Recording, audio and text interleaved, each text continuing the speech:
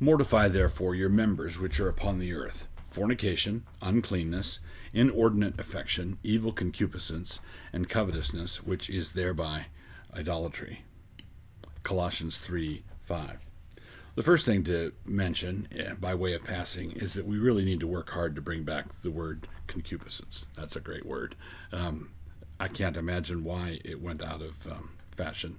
So concupiscence, evil desire, is a bad thing, and the Apostle Paul tells the Colossian Christians to mortify. Mortify means put to death. Okay? Mortify. Put to death. Now, he's talking to Christians. If you look at Colossians 1 and 2, he's writing to beloved saints in the city of Colossae. These are sweet Christian people. And he's telling sweet Christian people to mortify, put to death your, not somebody else's members, your members, which are on the earth.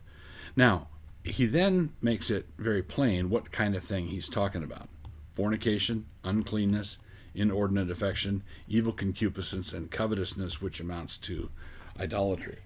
Now, what is that? What does this amount to? Well, it tells us that good Christians have evil things in their lives. Their members, which are upon your members, which are upon the earth, they have these things that they must put to death.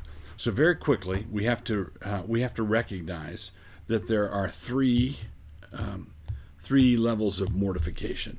The first kind of mortification is where God turns a weed patch into a garden. That's what happens at conversion.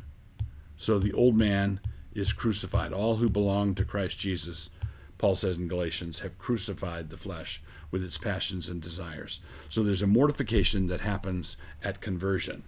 The second kind of mortification is what we have here, and these sins are significant sins: fornication, uncleanness, evil concupiscence.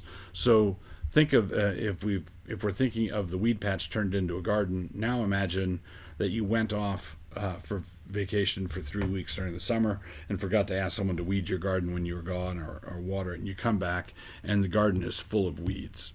And we're talking about Canadian thistle up to your chest.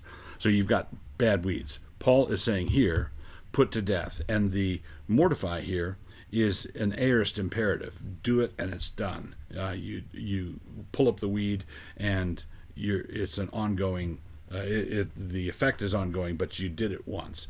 Then the third kind of mortification is described in Romans chapter 8, where, think of this to continue the garden illustration. You walk out, a gardener goes out to weed his garden every morning at 5 a.m. And every morning he never comes back in having found nothing. There's always a weed. You can always find a weed. There's never been a diligent gardener, who has not found something. Now the weeds he finds are about that size. Okay? They're easy to pull up. But they're in their nature, they are these things. You can find little tiny Canadian thistle.